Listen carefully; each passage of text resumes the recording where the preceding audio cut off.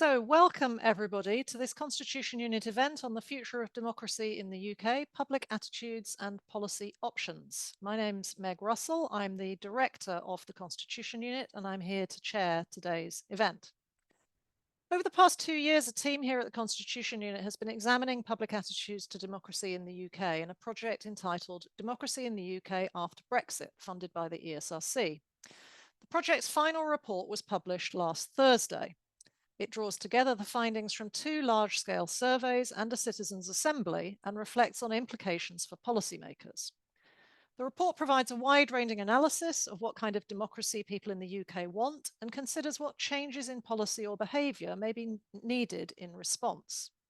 It's freely available on our website, and I hope that some of those in the audience will already have had a chance to look at it. This event formally marks its launch and is an opportunity to hear a very quick summary of the results and get some crucial early responses from practitioners and from an external polling expert. And to hear questions about the research findings and their implications from you in the audience. We've got a top-class panel who I'll just briefly introduce now in the order in which they'll appear. Professor Alan Rennick is Deputy Director of the Constitution Unit. He led the Democracy in the UK After Brexit project and was the lead author of the project's final report, alongside myself and Professor Ben Lauderdale. Ben and I are enormously grateful to Alan for having taken on the lion's share of the work in pulling the report together, and he'll summarise some of its key findings. Professor Maria Sobolewska is Professor of Political Science at the University of Manchester and a well-respected expert on public opinion in the UK and beyond. Damian Green MP is a former First Secretary of State and chair of the parliamentary group, the One Nation Conservatives. Wendy Chamberlain MP is the Liberal Democrat Chief Whip in the House of Commons. And Nick Thomas-Symonds MP, who's on his way to this event but stuck on a train, so I hope he'll be joining us very shortly, is a member of the Labour Shadow Cabinet, where he's in the Cabinet Office team, which has a very central interest in the Constitution and democracy. So I'm hoping they will speak in that order if Nick is able to join us shortly. After they've spoken, Alan's going to take about 8 minutes. The other panelists will respond in about 5 minutes each. I hope we'll have a bit of time for discussion as a panel before we throw it out for audience questions. If you've got a question you'd like to put to the panel, please write it in the Q&A function of Zoom as opposed to the chat. Lisa, you can see on the screen here, Lisa James will act as our Q&A facilitator. She's going to select from your questions and ask them to the panel. By default, she'll mention your name when asking a question, but you can also submit them anonymously. This whole session, including the Q&A, is being recorded and will be posted online afterwards on the Constitution Unit website, YouTube channel, and will form a Constitution Unit podcast after the event. So do please bear that in mind when submitting your question. That's more than enough from me as chair. Let me pass over to Alan Rennick to tell us what's in the report. Thank you so much, Meg. And I'm going to share my screen so that I can show some of the results that are contained within the report. Let me just move some things off my screen so that you can see the whole thing. Good. I hope that's good. So, as Meg said, the report looks at attitudes to democracy in the UK through 3 pieces of evidence: a survey that we conducted in 2021, then a citizens' assembly, and then a second survey that we conducted in 2022. I'm going to take you through really the quickest whiz through some of the key findings in the report here. There's a lot more detail in the report itself, of course. So, 5 findings that I'm going to summarize very quickly. The first is that trust in politicians and confidence in the democratic system as a whole is low. That trust in politicians is low is, I'm afraid, not going to be a surprise to anyone. So I'm going to go even quicker than with the other slides through this one. So we demonstrate, as others have also done, that trust in politicians is very low. In terms of satisfaction with the system as a whole, I thought the finding from the Citizens' Assembly here was quite interesting. So we asked members to sum up their feelings about how the UK's democracy is working in one word. You can see here the words that they chose: frustrated, dissatisfied. Overwhelmingly, they chose negative words. Second finding, there is a high demand for integrity, especially honesty, and for strong systems to address breaches of these standards. So quite a few of the questions in the survey got at issues to do with integrity and honesty. Again, just one illustration of that. So one question looked at what people thought were the important characteristics that politicians should have, and being honest came top, followed very closely by owning up when they make mistakes. In relation to the standard system, we asked survey respondents to choose between the statement that reform is needed so that politicians who do not act with integrity are punished, or the system for dealing with politicians who do not act with integrity should stay as it is. And overwhelmingly, as you can see, people chose the former. And again, that fitted with a range of other questions that also we asked. Third finding is that support for so-called strongman leadership is lower in our findings than in some previous studies. So some of you might be familiar with the Hansard Society's audit of political engagement, which in their 2018 survey, the survey conducted in 2018, asked, to what extent, if at all, do you agree or disagree with this statement? Britain needs a strong leader willing to break the rules. And they found in 2018 that most people agreed strongly or somewhat with that statement. We repeated the question in 2022 and found much lower agreement, still a significant chunk, but much lower agreement, while many, many more people disagreed with that statement. Presumably, that's at least in part due to the change in context. So in 2018, many people were desperate for some kind of Brexit deal to be got through somehow, while by 2022, perhaps people were more acutely aware of the dangers of a leader willing to break the rules. So it would be interesting to see what the responses to that question would be if it were repeated in future years. Fourth finding is strong support for robust checks and balances, including from Parliament, the courts, regulators, civil servants, and the media. I don't have time to go through all of that, but let me just illustrate with a couple of questions each on Parliament and the courts. So we asked survey respondents to choose between government should be strengthened so that ministers can get things done more easily, or Parliament should be strengthened so that ministers' proposals are scrutinised more carefully. And many more people chose the latter than the former, even among people who voted Conservative in 2019, who you might expect would want the government to be able to get its programme through. And then, so with those findings, you might ask, well, to what extent do people really understand about Parliament and the role that Parliament plays at the moment? And it's true that most people don't really have much detailed understanding of the power of Parliament. So here it's useful to look at the recommendations of the Citizens' Assembly, reached once members had had a chance to learn about and think about how things work. So in each area that the Assembly looked at, they came up with an overarching resolution and a set of recommendations. Their resolution on government and Parliament was, we believe that Parliament needs to be able to play a stronger role in scrutinising the actions of government. Collectively, it represents the voice of the electorate as a whole, whereas not everyone voted for the government. And you can see some of the specific recommendations there. There were actually 12 in total relating to Parliament. Then on the role of the courts, we asked survey respondents, please imagine the government has proposed a new law and Parliament has approved it. Some people believe that this law violates some right or other. Should the courts be able to decide whether people's legal rights have been violated as claimed? And you can see about a third of respondents said that the courts should be able to decide whether people's legal rights have been violated, and if so, declare the new law null and void.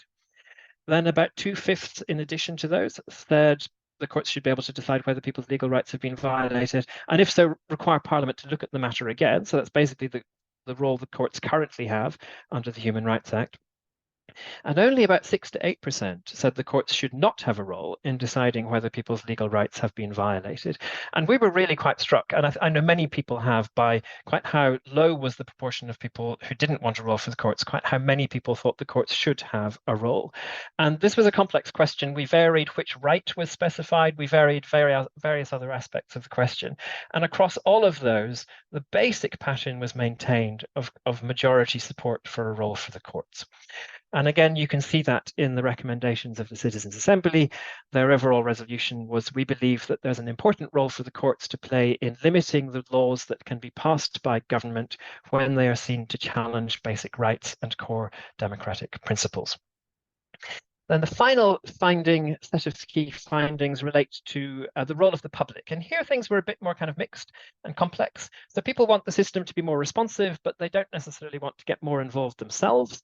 And they want better education and information about politics and mechanisms through which public concerns can be properly heard. So in the survey, we asked, how much influence do you think people like you have on how the UK is governed? Most people thought people like them have too little influence. Almost no one thought people like them have too much influence. But we asked also, to what extent, if at all, would you ideally like to get involved in politics more than you are? And most people said they didn't want to get more involved in politics. And in thinking about how we can get people more involved in politics, I think the findings from the Citizens' Assembly were particularly interesting.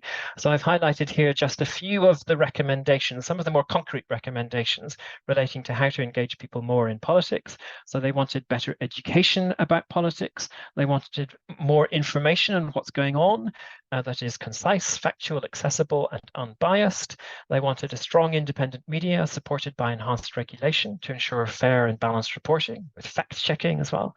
And they wanted protections on the right to protest. The Assembly also looked at petitions, referendums, and citizens' assemblies, deliberative processes, as mechanisms for the members of the public to get involved. They thought that each have a very important role to play. Indeed, in some respects, that should play a stronger role than at present. They also thought it's important to ensure that that role is one that enables wide, inclusive participation and also careful, thoughtful decision-making. So they thought there should be care in how they are used. So those are 5 overarching sets of findings. Of course, key next question is, what are the policy implications? Alas, my time is already out, so I don't have time to explore them myself, but just a few questions for particularly the politicians on the panel. So what can we do about this? How can confidence in the standard system best be raised? How can the discourse be nudged towards greater honesty? People just feel that at the moment the discourse really disrespects them. How can we change that? Should Parliament's role be strengthened? If so, how? What should be the roles for the courts, the Human Rights Act, the European Convention, and how can the public be engaged more effectively? The final chapter of the report says some things on that, but at this point, I will turn over to the rest of the panel. Thank you very much. Great, thanks, Alan. My goodness, that was a whistle stop, wasn't it? The report is here. It's 94 pages long. There's a great deal more in it than that, but Alan has done his best to tell us some of the key points.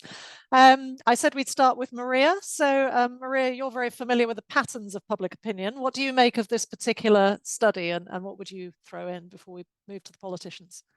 So before I move into the inevitable academic nitpicking and critiques of the various things in the report, I just wanted to say that it is an excellent piece of public opinion research. And one of the main reasons for that is that you do have this quite unique design of having a kind of clearly quantitative public opinion poll, like the ones that we see all the time up in newspapers. But then we do have this input from the citizen assemblies, which of course are much more deliberative, and the people are really pushed to question their opinions. And that gives us such a unique insight into what the answers actually mean.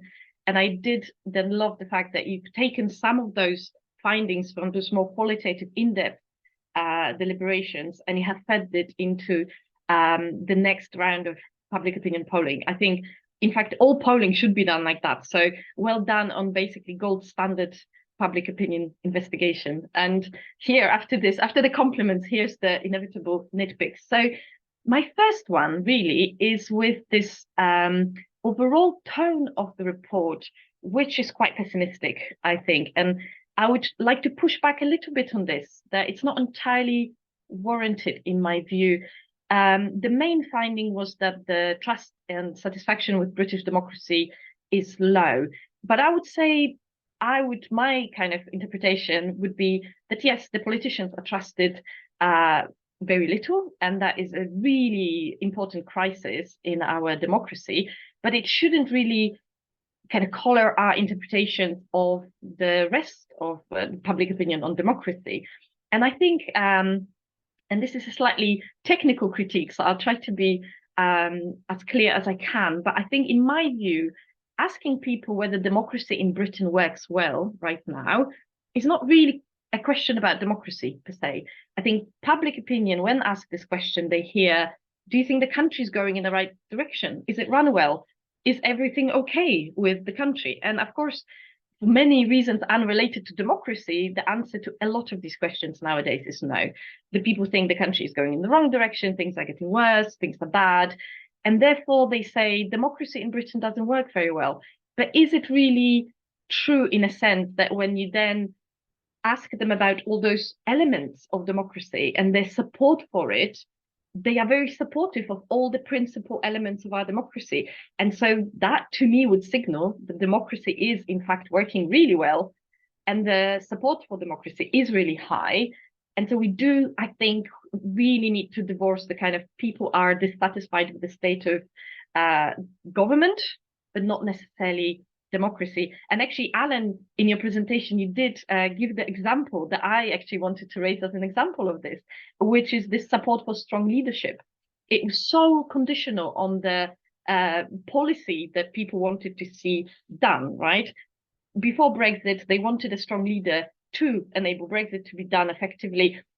Post-COVID, we have had a strong leader who was perceived himself as above the law. And so people immediately reacted to this by saying, well, we shouldn't have a leader who thinks they are above the law. So I do think there is a little bit of that problem in measuring trust in democracy, as opposed to just trust in our government here in this report. The other thing that I was really struck by in this report is, of course, the issue of electoral reform. And this is an issue that you didn't, I don't think you were not planning for it at all. It wasn't in the first lot of public opinion polling, but the deliberative assembly really talked about it as a way of improving our democracy. And so you did run some questions about it in the second public opinion poll. And really, there was quite a lot of public support for electoral reform. And I think this is such an interesting aspect of the report that possibly could have been developed a little more. And so I will kind of invite a question here from myself, which is, you do state when you discuss that issue that there might be a tension between accountability, electoral accountability, and proportional representation.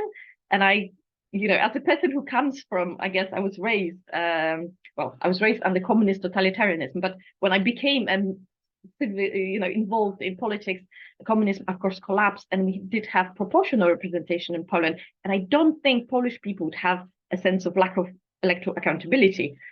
Quite the opposite, given the recent election results. So I would like you to talk more about why you think there is a tension between electoral reform and accountability, and maybe why you didn't spend more time talking about this new public support for electoral reform and that how that could really strengthen, answer all of those issues that people raise of greater representation, greater responsiveness, and greater power sharing. And I think I am at the end of my time, so I will not raise my point number 3, and I'll try to come back to it in the discussion. Thank you. Thank you so much, Maria. There's some really interesting stuff there.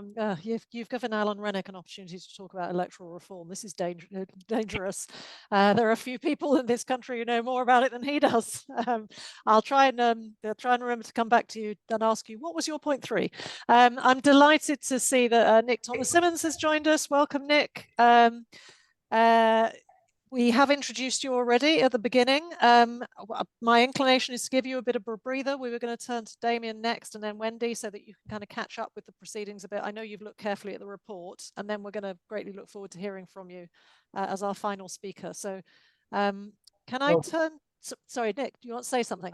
That would be ideal if you could. Just gives me a minute to catch my breath. And yeah, I'm aware you've got a very busy day, so thank you so much for being here. Let's turn to Damian Green next. Do you see room for optimism or pessimism in this report? Are there particular things that you think need to be done? Alan's thrown down some challenges for the politicians. I slightly agree with Maria's point that it might be a bit too gloomy, though I confess the finding that the sort of virtue that people value least in politicians is being clever is slightly depressing, since the image I've always had is that people want their politicians to be exactly like them and have the same life experience as them, but be a bit cleverer than them. And that's apparently no longer true from this study. So that's a bit depressing. Putting it all in context, I think it's frankly, it's not surprising if confidence in politicians and democratic institutions is low after events from 2008 onwards. We've had a banking crash, the inevitable economic slowdown. We've had COVID, which involved closing the economy and society down.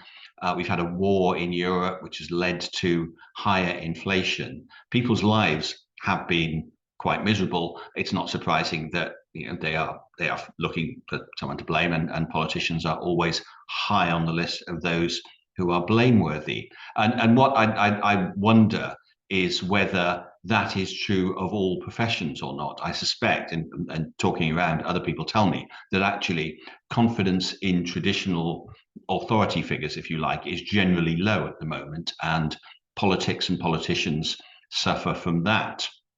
And one observation I'd make from my own experience is that post-COVID, people expect government to solve more of their problems than they used to. I just see that in my email inbox, where people are now complaining to me about things that they didn't used to complain about. It's their interactions with private companies and so on.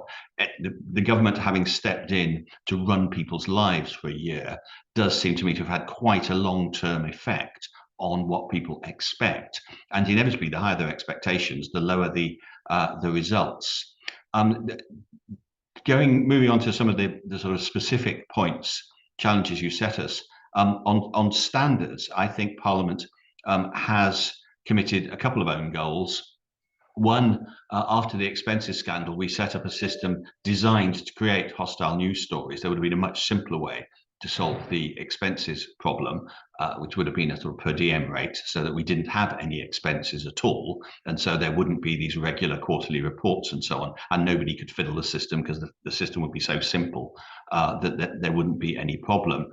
And secondly, we slightly got panicked into recall petitions, which means that people are now having, in the most dramatic public way possible, their careers ended for offences that you may not think should be hanging offences. And I think, again, we've created a system when we could have done things to, clearly there are disciplinary matters that ought to be addressed, but we created a system that seems designed to reduce confidence of the public in the system as a whole. And the next point I would make is, what about the other institutions and the restraints that they can impose on the government, essentially? And I think what we can do to improve confidence in institutions as a whole is to take them seriously, and not, if you have a court decision that goes against the government, resist the temptation to talk about enemies of the people and so on. I know that was a Daily Mail headline, and no politician ever said that, but it does seem to me very, very important that if you have a constitution which is not unwritten, as it's often described, but is certainly messy. We don't have a constitutional document as such, apart from 4 centuries old bills of rights and so on. But we have it in various bits of legislation. Actually, you need to behave in a way that you as a politician, particularly a governing party politician, needs to behave in a way that takes those institutions seriously, and in particular takes the rule of law seriously. On electoral reform, as Maria brought it up, I should say that I will publicly admit to changing my mind on this. Before I was elected as MP, I was rather in favour of proportional representation. I was turned against it by the experience of being an MP, where at times when there is no confidence in the system, it is always the case that people think more highly of their own MP than they do of MPs as a whole, because they have some personal experience, either directly or indirectly through friends and relatives. And that tells me that the link between an MP and a constituency is really important, particularly at times of stress for democracy. So, there are balances of advantages and disadvantages in every electoral system. One of the advantages of first past the post is that direct relationship between an MP and a constituent. The other question you asked is what works well, what should we perhaps encourage? I mean, it seems to me that select committees are one of the parts of Parliament that work best. It's when we work collaboratively and cooperatively and actually deal with and develop some expertise in individual areas. There's a lot of expertise around to be tapped among MPs, and perhaps we don't tap it well enough. And the second point is that clearly we need a second chamber.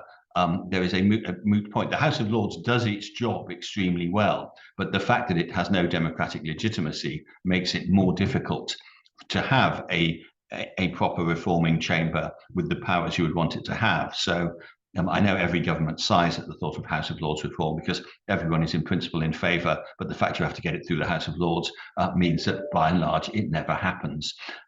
So it's a permanent problem, but it does seem to me to be a big problem of our system. And the final point I would make is that all parties and all politicians need to take a self-denying ordinance about personalising attacks. There is, through social media and so on, a great opportunity now actually to say, time after time, your MP has done this, your MP has done that. And I would merely point out factually that in the last 20 years, there have been 5 murder attempts on MPs, 3 of them successful, 2 against MPs themselves, 1 against an MP's worker. And so once every 4 years, somebody tries quite seriously to kill an MP. This is monstrous, and it's something that's sort of under-noticed in society as a whole, how dangerous this profession has become.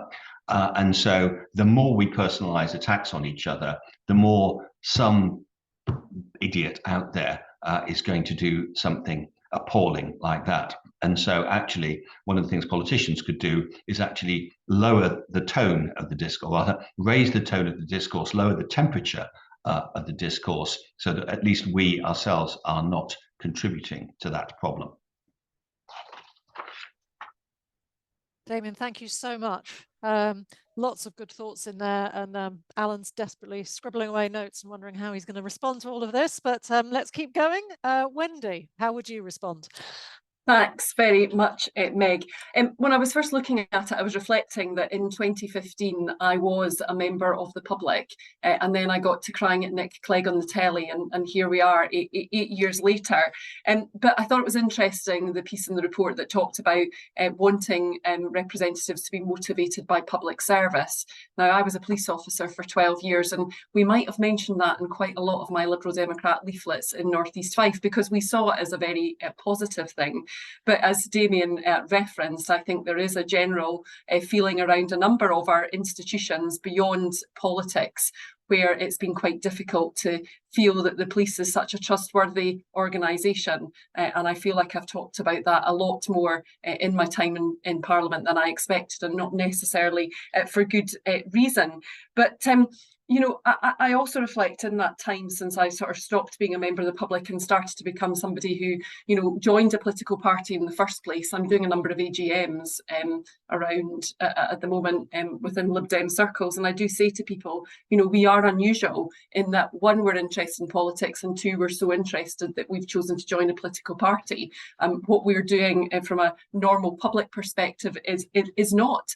But I think back to 2014, and the Scottish independence referendum, where we saw very high levels of engagement in the democratic process, which was obviously a very positive thing, given the constitutional impact that Scotland leaving the UK would have had on all parts of the UK. But I think obviously the depressing thing is that the discourse on this subject has become pretty polarising, and I think that is what suggests to me some of the pessimism in that we're not moving forward or feeling that we're properly dealing with issues. And for me, I think the sort of lack of devolution in England that exists is part of that.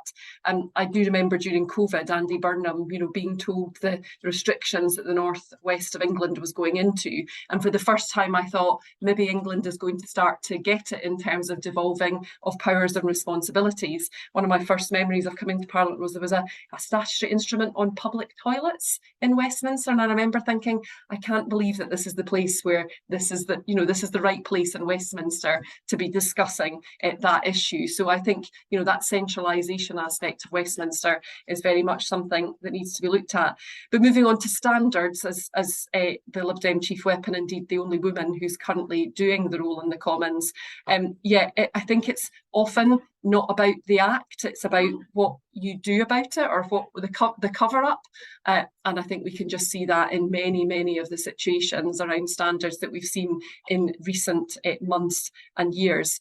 And frankly, I think, having been a member of the Speakers' Conference, I think parties need to take more responsibility in terms of, you know, choosing better candidates, or at least having more robust processes for choosing candidates. And frankly, despite the fact that I was a police officer and worked in HR, it was never my life ambition when I became an MP to become the whip. And I do think that there's a lot more opportunity for whips across parties to be more consistent about standards, in that then it becomes less about the political point scoring and more about taking a collective responsibility as parliamentarians about what we feel is acceptable. And that brings us round to the responsibility of the governing party, doesn't it, I suppose, and some of the challenges that we've seen more lately. And that's where, you know, that sort of believe in those institutions becomes very important. But just on a very straightforward, you know, as a party, we support the right reforms, which, you know, for example, would propose that there was a committee that discussed and agreed the business of the House. At the moment, I feel like the House of Commons is kind of playing at some of our scrutiny, just simply because the government is in charge of the time. And, you know, under Bercow, we saw a big increase, Speaker Bercow, we saw a big increase in urgent questions and statements. And in some ways that's good. And for me as a smaller party, a UQ is a real opportunity for my party to drive the agenda on that day. But on the other hand, it actually takes away from the length of time that the Commons gets to scrutinise. And it feels like increasingly we're leaving it to the Lords to do that level of scrutiny. And finally, I think the Lib Dem, without mentioning electoral reform, I think we can have a constituency linked to Damian's point without, you know, under a proportional system. And I do think the UK is increasingly an outlier on this. And from the report, it makes it clear that we do want to see politicians working together. And in Scotland, we have 3 types of electoral system, and we seem to manage okay. And the electorate seem to understand what they need to have to and want to do, need to do at each election. And I think that would lead more obviously into the deliberative democracy that the report mentions and wants to see. And then maybe, and this was the sort of question I wrote down while Alan was speaking, you know, would involvement or people's desire to be involved in politics change if they felt the system had improved and changed? And I do think that if we were doing something very visible like electoral reform or engaging in more deliberative democracy processes, maybe it would feel to people that it had. And as a result, people would be more likely to come forward and get involved. And surely that's got to be a good thing, regardless of your political outlook. Great, thank you very much, Wendy. And now finally we turn to Nick for his responses to the report. Well, thank you very much, Meg, and it is great to join you all on this panel this afternoon. And I consider the report very carefully, actually. And I think it does highlight something of a crisis in trust for our democracy and for our politics. And I think there really is that sense of dissatisfaction that you find when you knock doorsteps at the moment. Now, I saw, for example, that 61% of respondents said they distrusted the Prime Minister during Boris Johnson's time in office. And I'm not going to make an overly partisan speech here, but I do think that it's probably unsurprising, given the 126 fixed penalty notices, plus the fact the misleading, the lying to Parliament. But I also take a step back from that and accept that I think the legacy of that period, though, you know, I do think there is something quite distinct about that particular Prime Minister, it has permeated our institutions, and I accept that there are active steps that are required to restore that trust. Now, I wanted to just deal with a few of the different issues the report is referring to, and in the context of the work that I'm doing as a Shadow Cabinet Office Minister, in terms of looking ahead to the situation if Labour is to win a general election next year. Now, on standards and ethics, I thought it was interesting that nearly 80% of the survey respondents said that reform was needed to ensure politicians that don't act with integrity face consequences. And it took me back to when I was shadowing the Home Affairs brief, and in November of 2020, the then independent advisor to the Prime Minister, Sir Alex Allen, made an adverse finding on the ministerial code against the then Home Secretary, yet the person who actually ended up losing their job and walking away was the independent advisor rather than the Home Secretary. So you can see why I think the report found that a majority of respondents supported an independent regulator with the power to initiate their own inquiries. Now, our pledge, Labour's pledge, is a new Integrity and Ethics Commission. And I think part of the task that we have is to strengthen the rules around ministerial conduct. But even if you do change and strengthen the rules, you've still got to ensure that they're properly enforced. And I think that is a real issue going forward, because it clearly hasn't always been the case in the past. I did smile when Damian mentioned the reform of the House of Lords. There is a reason, I think, why the Parliament Act of 1911, which of course introduced the suspensory veto, was at the time regarded as temporary, though the suspensory veto still seems to be here well over a century later. But again, I think there are recent events that have put reform into sharp focus, not least the size of the House of Lords, which is well over 800. Recent appointments of junior aides, of individuals implicated in COVID rule breaking. In one case, the Prime Minister appointing members of his own family. And also, I think, the issue around the House of Lords Appointment Commission, in the sense that it being overridden by the Prime Minister, is also something that I think has led to a strengthening of the case for change. And I think there really is a need to build consensus around fundamental change to deliver what I think should be a smaller, more legitimate and more representative chamber. Now, broadly, in terms of the health of our democracy, whilst you consider that internationally the world is starting to divide into autocracies and democracies, it was positive to at least see very strong public support for democracy at 86%, though I did notice that for 54%, this was contingent on good governance. And I would say two things about this. I think the first thing is, if you were asking me about the challenge for a future Labour government, I think demonstrating good governance that delivers could be one of the greatest services we could do for our democracy. But also, I think I do agree with the point that Damian Green made when he talked about the way in which we conduct our debates, because there is now I don't know a member of Parliament who isn't very conscious of their own personal security on any side of the House, given the events, particularly of the last 8 years, but also going back before that as well, when there have been attacks on members of Parliament. But also, I think the polarizing effect of social media, which mitigates against people engaging in and challenging each other's arguments, which I think is a positively good thing, but instead militates towards assertion and also contributing towards what I think is the post-truth era in politics.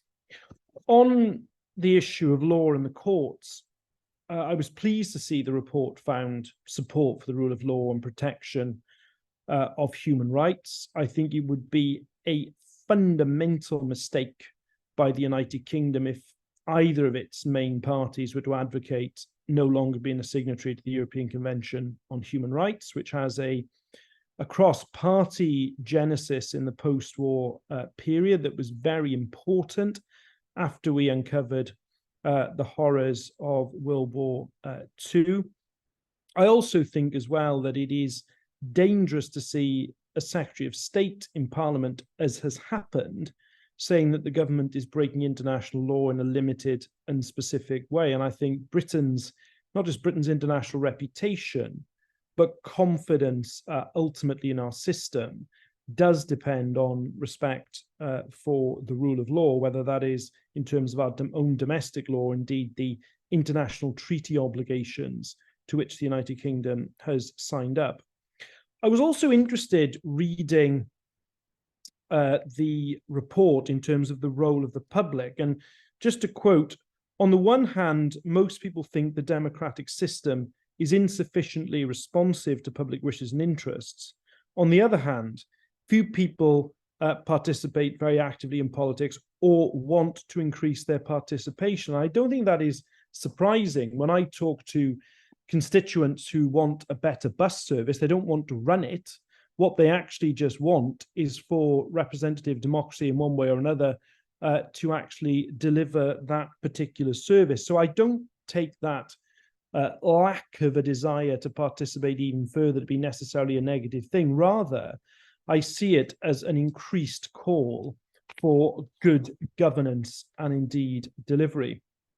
So I finish really with an indication of a willingness on my part to listen, because I do think there is a huge job to be done in terms of rebuilding trust, both in politics generally, but also in governance to deliver. I think that the report is a really important contribution to that.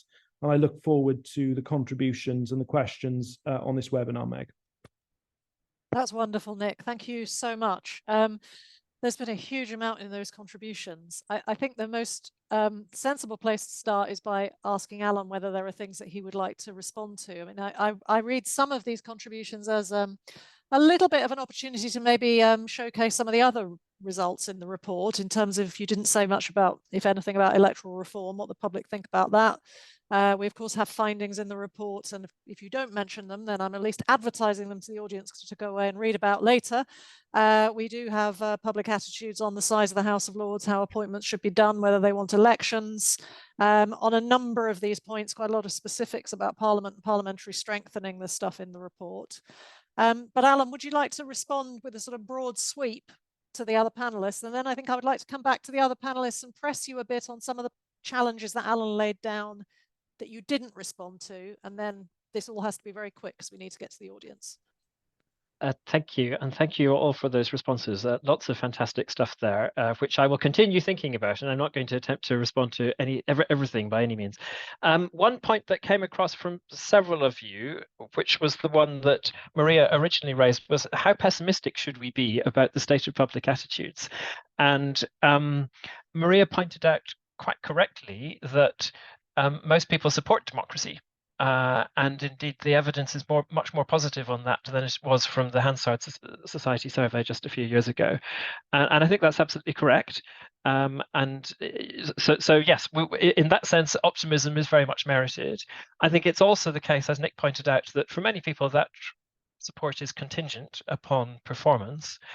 But I think in addition, while most people support democracy in principle, I think there is very high dissatisfaction with how the democratic system is operating in the UK today. And so you're quite right, Maria, that the question that I highlighted in the presentation there was to do with attitudes towards how the governing system is working rather than just democracy. But I guess particularly just thinking about and reflecting on the Citizens' Assembly and the kinds of conversations and mood that I got from people in the Citizens' Assembly, the degree of dissatisfaction that people felt in how far their concerns and priorities are reflected in the public debate, the degree to which they're respected in the public debate.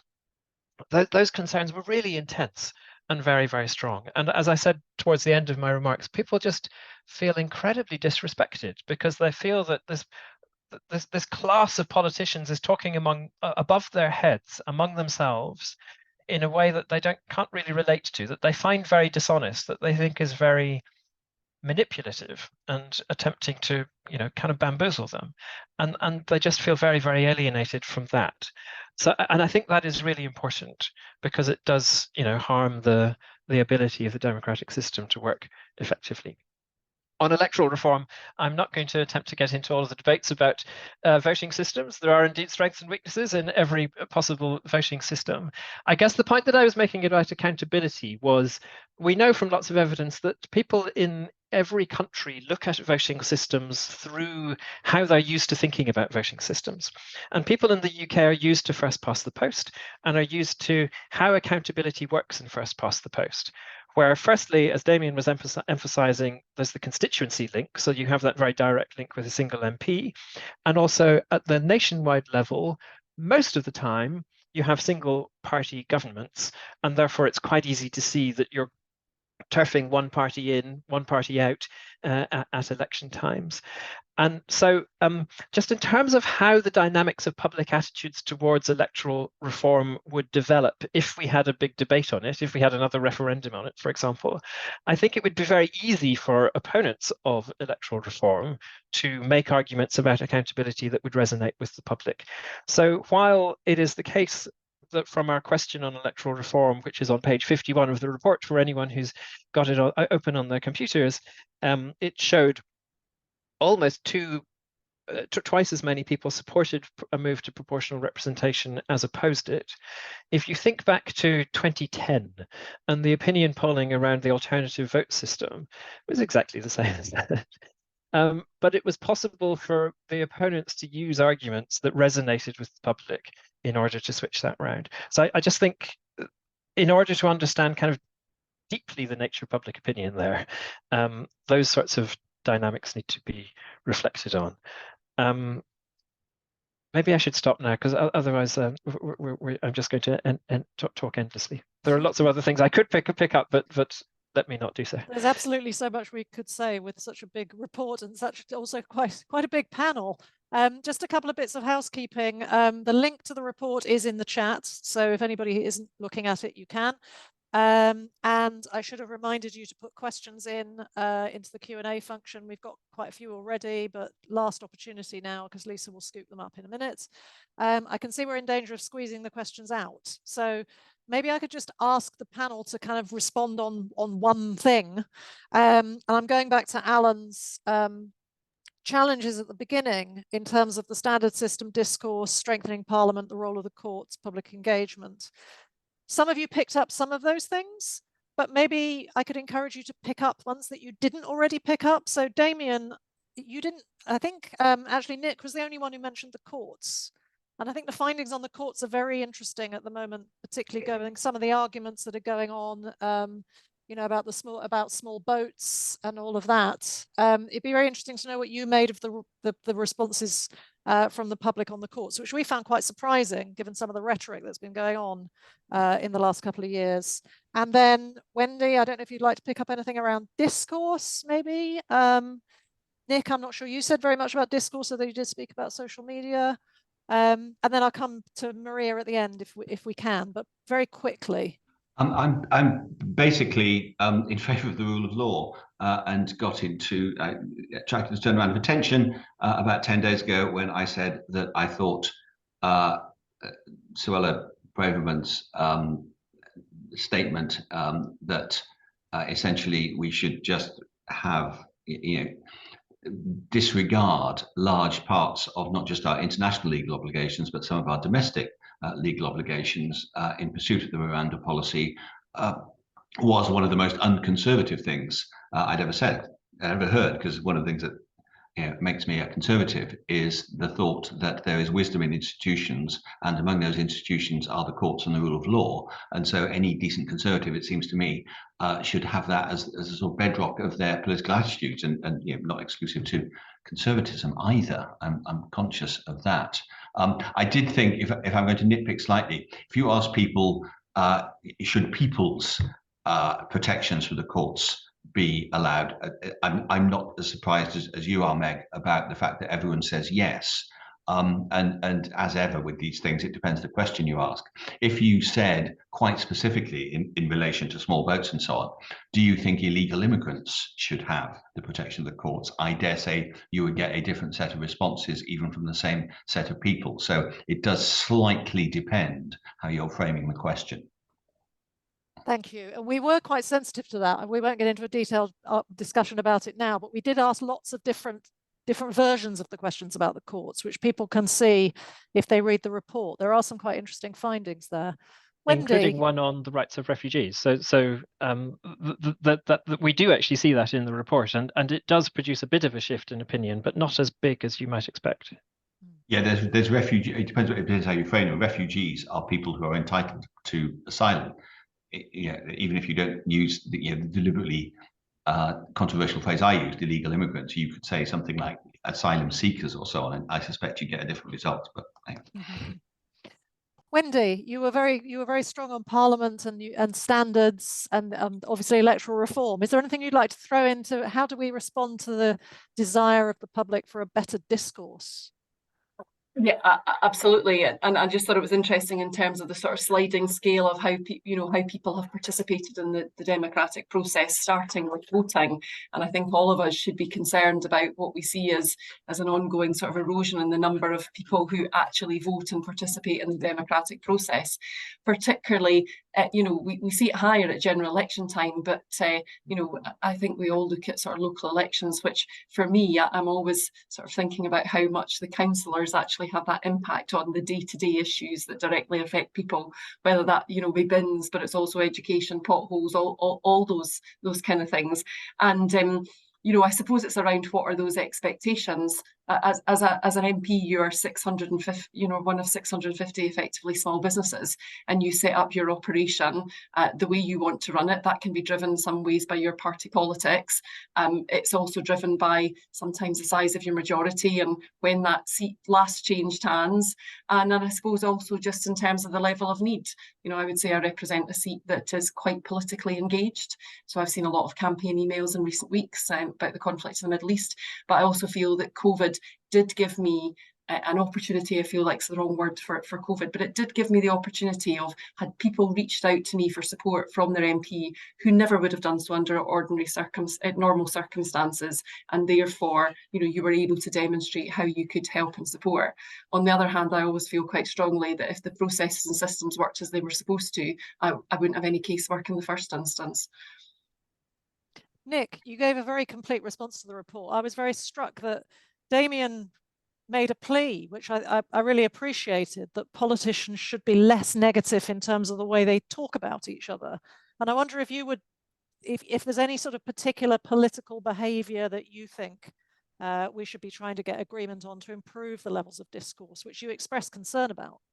Yes, no, I agree with Damian entirely about that. And I'm someone who's always been robust in the House of Commons. I'm not someone who indulges in the personal attacks. You can have a robust exchange of ideas without needing to descend into that kind of politics. But I just want to make two broader points just briefly, Meg, if I could, because I mentioned social media and not just this polarizing effect, but also its impact in terms of post-truth politics. In other words, something that goes around social media that a lot of people take to be true that is completely baseless. And I think there's a real challenge next year because we're likely to have both a British general election and a US presidential election next year. And I think although we've had the online safety bill in Parliament, there is a real question about how, not just here domestically, but internationally, we are going to try to find the right balance on social media between freedom of expression on the one hand, but on the other, frankly, the spread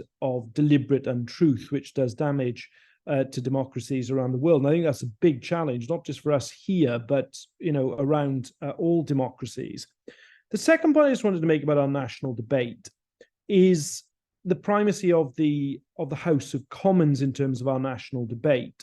And some of the things that have started to happen that I think are retrograde steps. The Speaker of the House of Commons is forever berating ministers about announcing things first in the media rather than directly to Parliament. And I do think that's a problem. I mean, there was a Chancellor of the Exchequer after the war, Hugh Dalton, in 1947, who was obliged to resign for leaking one aspect of the budget to the press on the way in. If you looked at the amount of the recent budgets that have been trailed, you wouldn't have any chancellors left, would you? So that's the point, first of all. But there's also a wider point, which I think is for a broader discussion. We talk about the Commons debates or our national conversation not reflecting things that matter. But I think we also need to look at the increasing use of secondary legislation in Parliament, where more and more things are being done by secondary legislation without that, what we call the second reading debate, but big set piece debates in the Commons, which I think would push those issues up the national agenda and oblige more newspapers to report on them.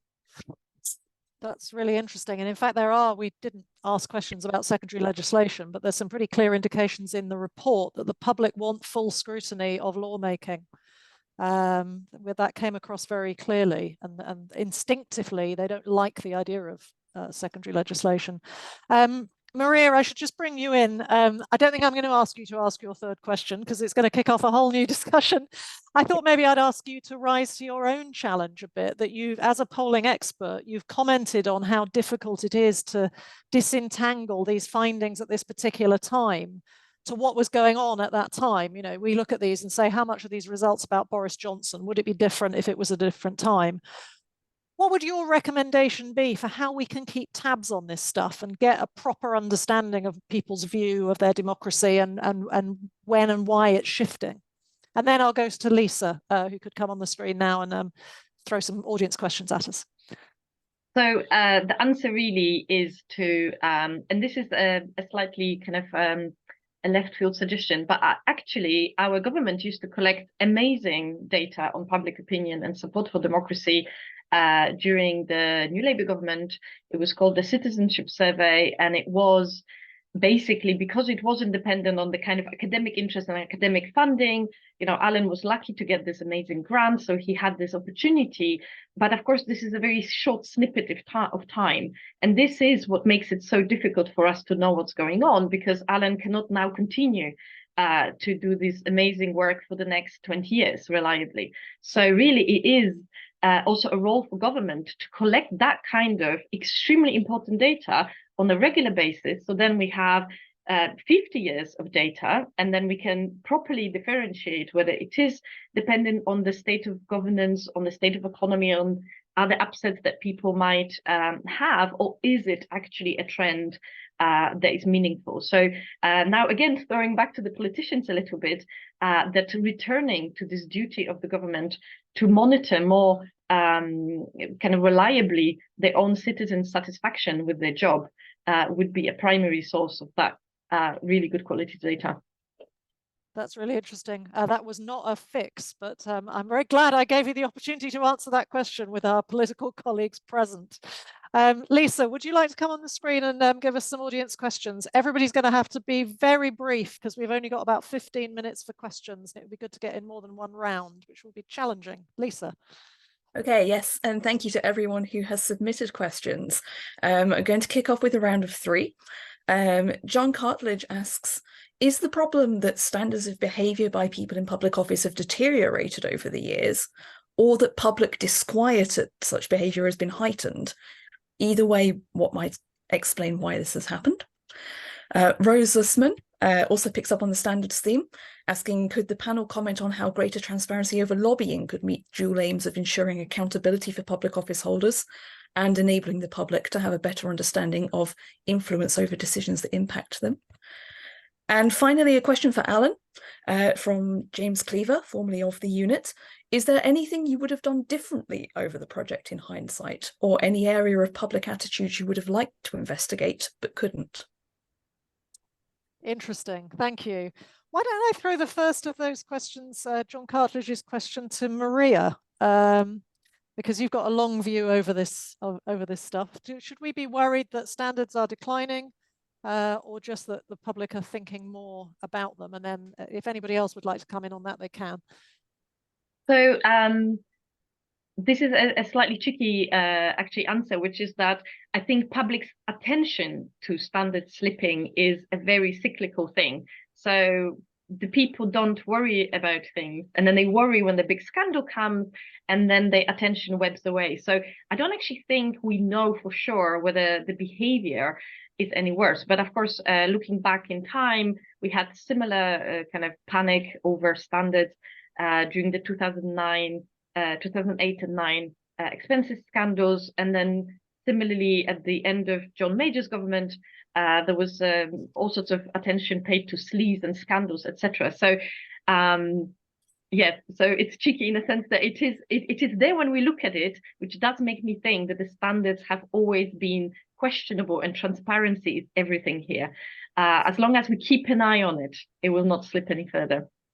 Brilliant, thank you. And I don't know whether the audience can see this, but now everybody on the panel's got their hand up. Everybody wants to answer. So Wendy was first, and then Damian, and then Nick, and then Alan. Maybe I could come to you with the last question from James. Wendy.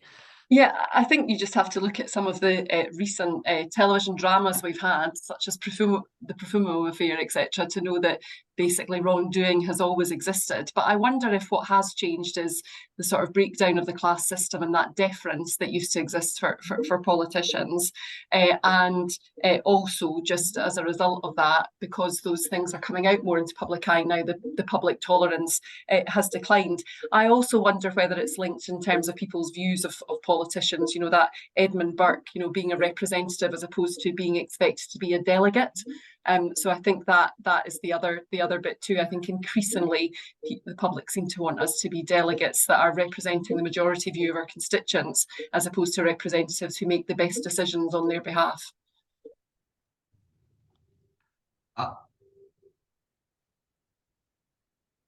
You're on mute. Sorry, I'm muted. Sorry. Did you have anything to say on the lobbying question? Otherwise, I shall throw that to Damian, whether he wants to answer it or not, because he's next. Okay, well, I'll answer standards as well, because I suspect standards haven't got worse, but actually a lot more is exposed than used to, and that's an extremely good thing. And behaviour that was acceptable and regarded as being in private 30, 40 years ago is absolutely unacceptable today. That's a good thing. And if we all get flack because of it, then that's just tough on us, basically, because politicians may well deserve that. On lobbying, I think that we know a lot more about lobbying now, and proper lobbyists have to be registered. Most of the so-called lobbying scandals are about people who are not lobbyists. And so I think we need to be quite careful about saying lobbying is a bad thing in itself. The whole of democratic politics requires lobbying, whether it's business, whether it's trade unions, whether it's charities, whether it's interest groups of other types. Of course, they want to persuade democratically elected politicians, and that is an entirely proper process. Transparency is obviously an important part of that, but if you've got transparency, then it seems to me properly organized lobbying is a perfectly good and respectable part of the democratic process. Thank you very much. Nick, did you want to come in on this round? Yeah, I mean, I'll just make a couple of points. Firstly, on the issue of standards, I agree with what Wendy said about the Profumo affair marking a step change, because before that, there was a real sense of deference. And there were politicians before that period who did things that in the modern day, frankly, probably would have finished their careers. But the press chose not to report on it. And post-Profumo, I think that's been very different. I've got some sympathy as well with what Damian was saying, because at one level, the particular problem of this parliament is the number of members across the House who are currently without the whip. I don't think there's been a parliament, I can be corrected on this, but I don't think there's been a parliament with that many people who've ended up without the whip. But on the other, what the new independence complaints and grievance procedure was meant to do was to give people confidence to come forward.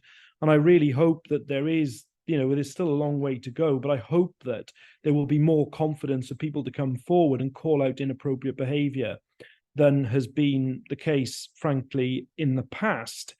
On the issue of lobbying, I think it's two-way, isn't it? It's ministers making sure that they are properly declaring the meetings that they have, but on the other, it's just trying to guard against this idea of the revolving door where particular inside knowledge. I mean, nobody's saying that if you've got expertise in a particular field, you shouldn't use it. Nobody's saying in any democracy, lobbying will be a central part of it. But I think it's the openness, the transparency, and ensuring as well there is a proper period between whatever time you spent on the inside and the work that you then did specifically on the outside, and making sure that that is appropriately policed as it should be.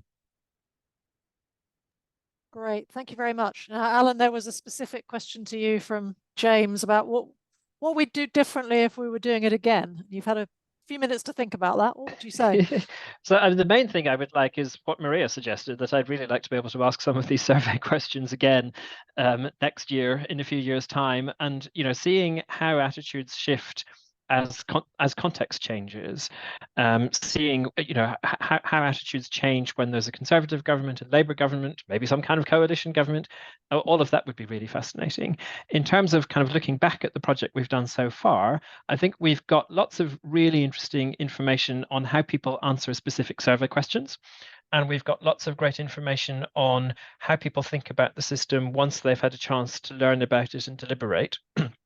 I think the bit that we don't have terribly much on is what you get through focus groups. So just kind of working through with people, how do they perceive politics as it works today? And I think we get some of that from the Citizens' Assembly to some extent, just talking with people in the breaks and so on. You can kind of use them as focus groups in a way. But I think there are lots of questions about just how people perceive politics and why they perceive politics in the ways they do that focus groups would really help with. So I'm hoping there might be some future funding through which we can do a bit of that. Great. Okay. Thank you. And we've now got time for a quick second round. So Lisa, what would you like to throw at the panel? All right, there's been a great deal of interest in the Q&A in the topic of electoral reform, and I'm going to try and very briefly summarise a few different questions. People have asked,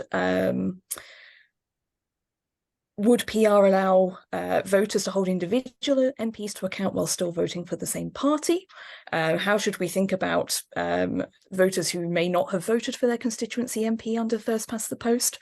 And in light of these considerations about the constituency link, how should we think about the Senate's move to a party list system?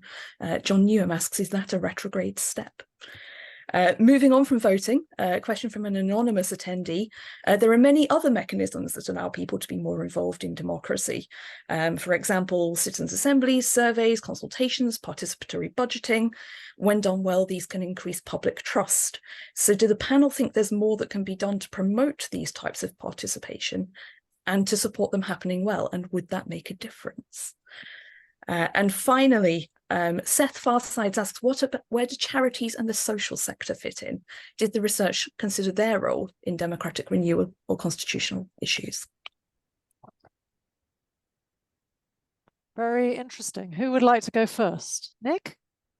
Well, I'll just come in on electoral reform, because I'm not someone with an automatic bias to first past the post, because obviously being a Welsh MP, I've existed under two different systems. I've existed under first past the post for Westminster, and obviously for the Senedd up to now, we've had the additional member system, which allows the constituency link to be a single member constituency link to be preserved, but with the regional top-up. That is changing for the next Senedd election to have 16 constituencies, each of 6 representatives. And my broad conclusion on electoral reform is I think every system I've seen has got trade-offs in it. And I don't, having experienced them, all of them, and I've voted under the different ones in Wales, my sense is that a change in the electoral system is not a silver bullet in terms of restoring trust in the system. I think it's ultimately about good governance. And I'm sorry to give a bit of a cop-out answer, but it's because simply for the past 20 odd years, I've been voting under different systems, and I've just come to the view that each of them has trade-offs. Damian's unmuting. I see that as a sign. There are other questions available about assemblies, participatory budgeting, etc., and the role of the charity sector. I think experimenting with different types of participation is a very good idea, and it's one of the things, particularly local government, could pilot a lot of. Let's use the fact that we have got these other democratic institutions apart from Parliament to do that sort of thing, and then maybe you could try it at a national level as well. On electoral reform, I rather agree with Dick's point, but I wanted to fairly strongly disagree with something that my old friend Tom Brake, former Lib Dem MP, has put in the chat, where he says the constituency link doesn't exist for many voters who don't see an MP of the party they backed elected to Parliament and don't feel represented by them. I don't know an MP, and I'm sure Tom was a perfectly good constituency MP, that doesn't actually try and represent people who don't share their political views. We all do that. We all take up cases of people whose political views we know aren't shared by the MP. So I think there are clearly arguments against first past the post, but I really don't think that's one of them. Thank you. Wendy? I suppose that, the question posed in terms of, first past the post, and I say this having overturned a 2-vote majority in 2019 to win my seat, is being very conscious of the fact that more people didn't vote for me as did. And I suppose it's the skewing sometimes of the first past the post at an overall level, which I think is very strongly illustrated in Scotland in 2019, where 45% of the vote obviously will never win a referendum, but it will win every first past the post contest going, which is why the SNP ended up with 80% of the seats in 2019. So I think it's not just about the individual constituency, it's the overall piece. And I do think, and you would expect me to say this as a Lib Dem, but I think there is that aspect of that wasted vote and fairness that clearly does come through in the report and chime. In terms of the Senate, I think part of this is around transparency for me. And I suppose the new list system in the Senate potentially gives the parties more power in terms of the lists that are then presented to the electorate. And so that for me is the challenge there. And I think that will be interesting to see how that plays out. In terms of the charities and the social sector, I suppose this goes back to the point on lobbying, isn't it? In terms of the third sector organisations that I meet with in my DWP portfolio, I meet with a lot of them, and they see their role as speaking for the people that they represent to parliamentarians. And then I think the other part for me is it's often through third sector organisations that people get involved in their communities. The first thing I did, or sort of political thing I suppose I did, was taking on chair of or treasurer of my parent council, and being involved in advocating for my children's school. And if I look back, I think that was probably the first step on the journey that's led me to here. So I think in terms of any kind of engagement, if we, given that David Cameron's back in government, are we allowed to say big society again? But, part of that is engagement and involvement at all levels, isn't it? Thank you very much. Very good question there about David Cameron. Maria, I'm ending on the academics. Let me go to you first, and then Alan can mop up all of the rest and have the final word. So I wanted to come back to this point about charities as well. And that is because in my personal experience, they are to be encouraged, and I work with multiple charities to try to increase participation, especially registration for elections, which is something that, again, always goes under the radar and is very important. However, in my experience, the charities are not equally distributed around the country. The vast majority of places are in London, and there are some communities that are extremely poorly served by the third sector organizations, and that is mostly because of lack of funding in those communities. And so I would say encourage them, but I would be really wary to rely on them to increase forms of participation and improve our democracy because of that real inequality in how well they are distributed and who they serve. Alan, you have the final word, and I'm sure you're going to want to pick up some of these points particularly about maybe new forms of participation. Yeah, just quickly on charities. There was very little on that in the report, I'm afraid. Page 25 of the report is the only place where there's some relevant material. We asked about lots of aspects of democracy and which people thought were the most important. And I'm afraid people being active in their local communities, joining pressure groups, supporting causes they care about were the bottom 3 of those things. So that doesn't mean that people don't think participating in charities is important, but they seem not to connect those to democracy, at least, which is quite interesting. On voting systems, so I think Tom Brake is right that one of the disadvantages of first past the post is that many people don't have anyone representing them whom they voted for. I mean, Damian is absolutely right that most MPs try very hard to represent everyone, but that feeling of a connection is a bit of an issue under first past the post. I think the Welsh Government's introduction of a closed list PR system is, as I have said in oral evidence before the Senate committee that's looking into this, a very retrograde step. And it's the worst possible PR system to have a closed list system where voters have no ability to select among individual candidates. So if PR were to be introduced, And I'm not taking a view on whether PR or first past the post is better. But if a PR system were to be introduced, then I think you would want a system either of flexible lists, open lists, or a STV system. And yes, I think additional forms of participation are really important and can bring improvement. We've already seen that with quite a lot of use of citizens' assembly at local level, some of which, when it's done well, it can bring people into conversation about important issues and help encourage a more thoughtful, less kind of vitriolic discussion about issues. It's not always done well, and it's really important to do it well, but when it is done well, then it can really improve things. And I think doing that at the national level as well as the local level is important, because there are big, difficult issues where politicians don't see a clear way forward, but would like to take action. I mean, social care is an example that is often mentioned, aspects of climate change also.